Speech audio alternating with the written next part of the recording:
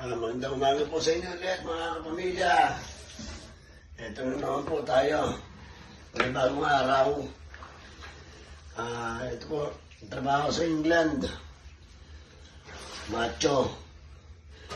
Machuno rin sa asawa. Yan, lahat po ng ayaw ng asawa ko, ginagawa ko. Kung ayaw niya po maglaba, okay po, ako naglalaba.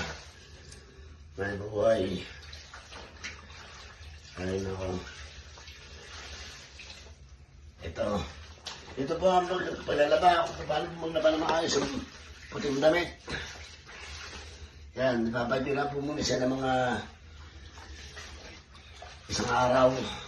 Para po hindi niyo mapagalitan ng inyong mga misis. At para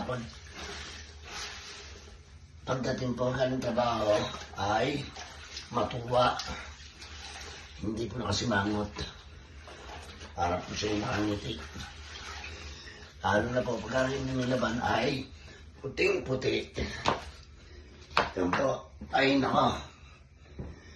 Yan.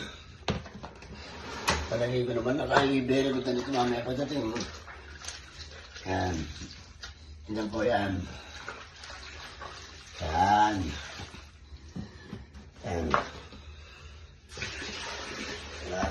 Ayaw niya po maglaba, ako po naglalaba. Ayaw niya po magluto, ako rin po nagluluto.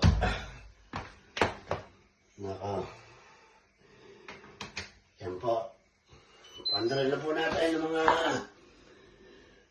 Lagyan po natin sa white, sa number 13, para po puting-puti. Yan po, yan.